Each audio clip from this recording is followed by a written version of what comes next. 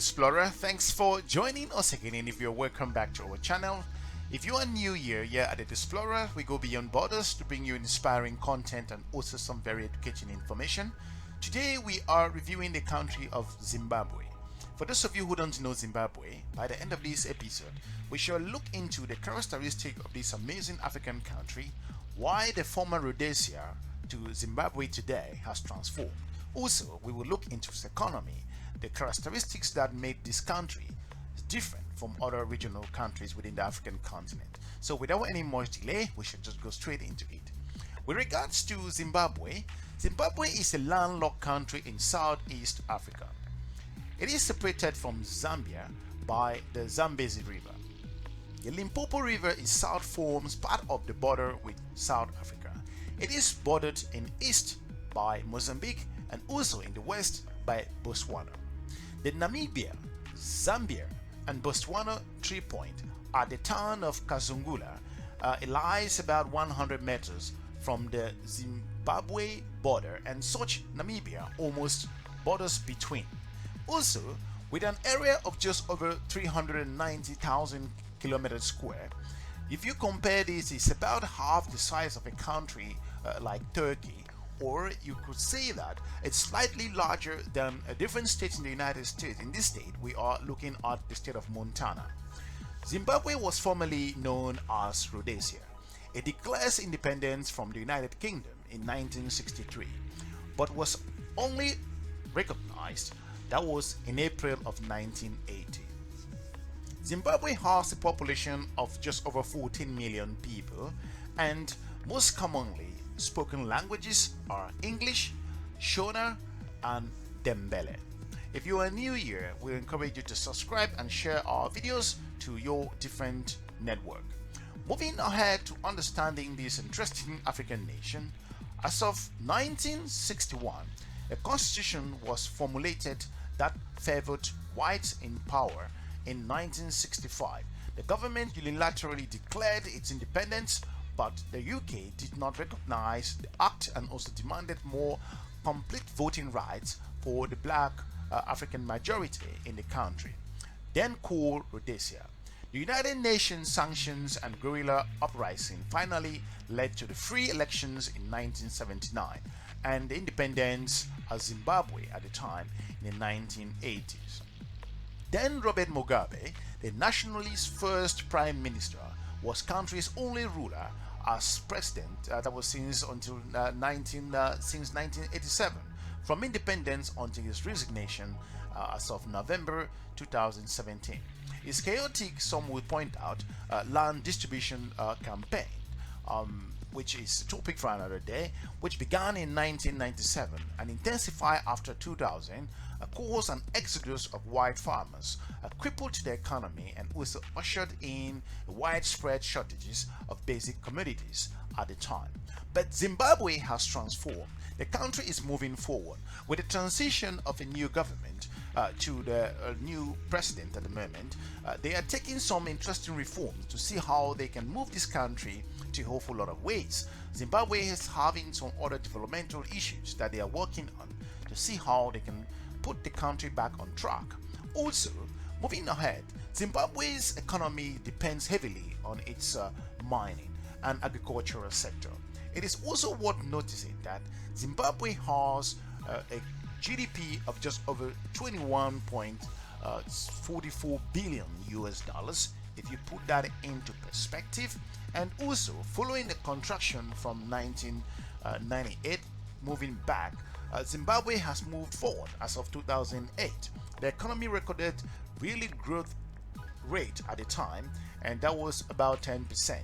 But again, the country faced different challenges since 2013. Before failing back, the mineral prices and infrastructure, also regulatory deficiencies and poor investment climate has affected Zimbabwe hugely. A large public and external debt also has increased its burden.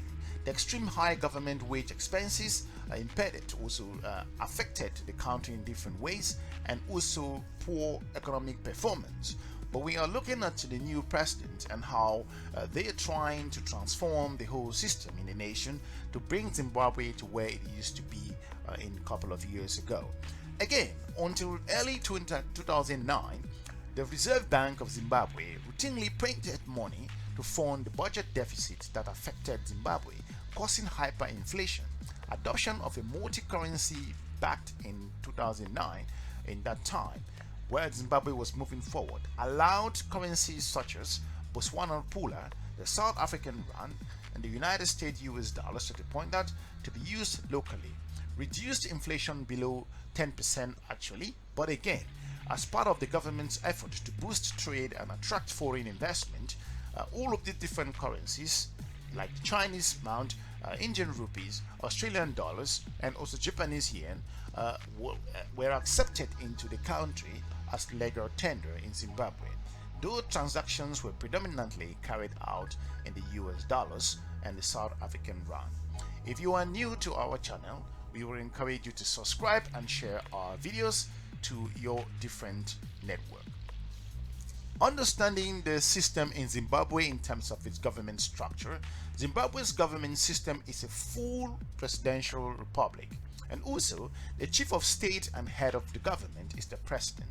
The post of the prime minister was abolished as of 2013 under the revised constitutions. Also, democratic governance deteriorated in recent years. That was since the previous president was in power. Beside widespread issues that has affected the country, we're beginning to see some movement with regards to how Zimbabwe is intending of transforming its whole entire nation.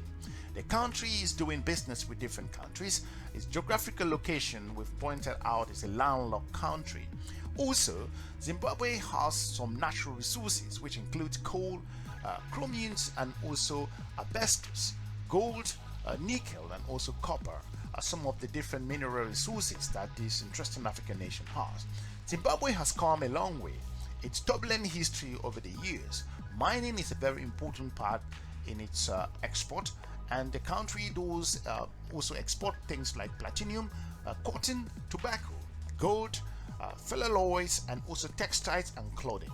They do import different products from other nations and does business with different countries like China, Democratic Republic of the Congo, Botswana, South Africa, and also different countries within the African region.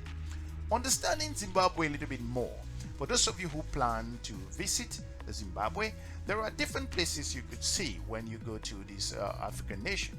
For those who are in Zimbabwe already or who've been there, you can visit the following places, which includes the Hwange National Park, and you can also visit the Victoria Falls. And if you want to go more to check into different areas, you can go to Lake Kariba and also the Mana Pools National Park.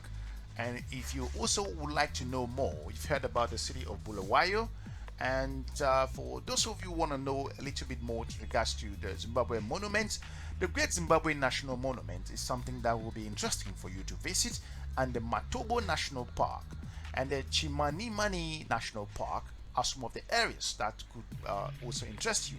Mutare is another place to check out, and Chichoni Caves are some very interesting areas.